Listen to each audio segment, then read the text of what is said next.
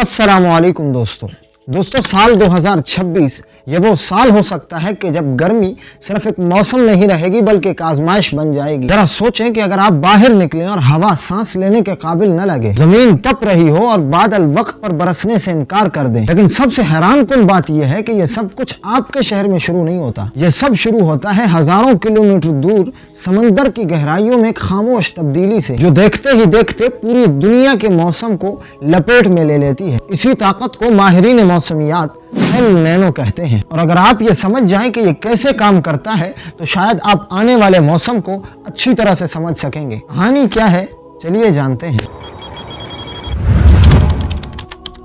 दोस्तों दरअसल L nano एक पेचीदा मौसमी निज़ाम है जिसमें पैसिफिक ओशन यानी बहरुल काहिल के वस्ती और मशरकी हिस्से का पानी गैर मामूली तौर पर गर्म हो जाता है। आम हालात में मशरिक से मगरिब की तरफ चलने वाली हवाएं गर्म पानी को एशिया की तरफ धकेलती हैं, जिससे यहाँ बादल बनते हैं, बारिशें होती हैं और ज़राअत का निज़ाम चलता है। लेकिन जब एल नैनो आता है तो ये हवाएं कमजोर पड़ जाती हैं और गर्म पानी मशरिकी सिमत में मुंतकिल होना शुरू हो जाता है, जिसे साइंसी जबान में ईस्ट वार्ड शिफ्ट कहा जाता है। इसके नतीजे में बादलों का निजाम भी अपनी जगह बदल लेता है और बारिशें वहां होने लगती हैं जहां आमतौर पर नहीं होती, जबकि जहां पर बारिशें जरूरी होती हैं वहां पर रुक जाती हैं। यही वजह है कि एक समंदर की तब्दीली पूरे सयारे के मौसम को मुतासिर करती है। लेकिन कहानी यहाँ पर खत्म नहीं होती दोस्तों, क्योंकि इसका एक उलट निजाम भी है जिसे ला नीना कहा जाता है, जिसमें पानी ठंडा हो जाता है, हवाएं मजीद मजबूत हो जाती हैं और बारिश का निजाम दोबारा एशिया की तरफ वापस आता है। अब खतरनाक बात यह है दोस्तों कि जब एल नीनो और ला नीना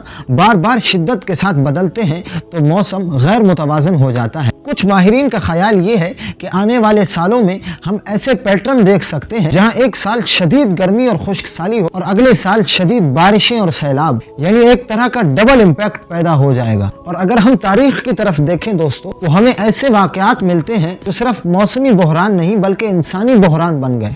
1877 से 1878 के दौरान जब एल नैनो फाल हुआ तो बर्रे सगीर में बारिशें तकरीबन खत्म हो गई, खुराक की सप्लाई कम हो गई और जो अनाज मौजूद था वो भी एक्सपोर्ट किया जा रहा था। और नतीजा ये निकला कि लाखों लोग कहत का शिकार हो गए। लोग अपने घरों को छोड़कर शहरों की तरफ हिजरत करने लगे। कुछ लोगों ने तो जंगलों में पनाह ली और कुछ लोग भूख और बीमारी की वजह से मर गए। ये सिर्फ एक कुदरती आफत नहीं थी बल्कि एक इंसानी अलमिया था जिसने पूरे खित्ते की तारीख को बदल कर रख दिया। इसी तरह 1980 की दहाई में इथियोपिया का कहत भी इसी मौसमी तबाही से जुड़ा हुआ था, जहाँ बारिशों की कमी ने ज़राअत के निज़ाम को तबाह करके रख दिया। अब अगर हम पाकिस्तान और इंडिया की बात करें तो यहाँ पर सूरत हाल और भी हसास हो जाती है, क्योंकि यहाँ की ज़राअत का इन्हिसार मानसून पर होता है। लेकिन अगर एल नैनो की वजह से मानसून कमजोर पड़ जाए तो गंदम और चावल जैसी बुनियादी फसलें भी मुतासिर हो सकती हैं। दोस्तों पानी की कमी न सिर्फ खेतों में बल्कि शहरों में भी महसूस होती है। कराची, लाहौर, दिल्ली और मुंबई जैसे बड़े शहरों में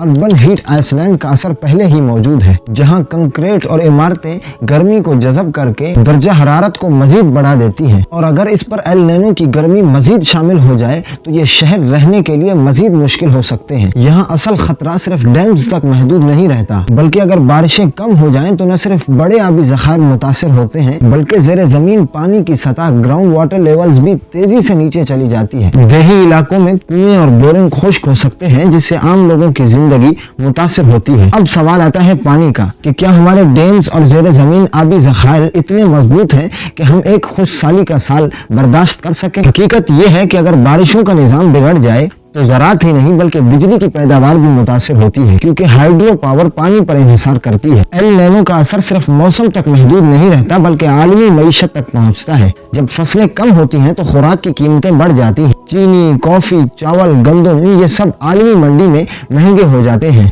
तेल की कीमतें भी मुतासिर हो सकती हैं क्योंकि तवानाई की तलब बढ़ जाती है। नतीजा ये निकलता है कि महंगाई का लेवल ऊपर चला जाता है और इसका सबसे ज्यादा असर आम इंसान पर पड़ता है। अब सवाल ये है कि हम क्या कर सकते हैं।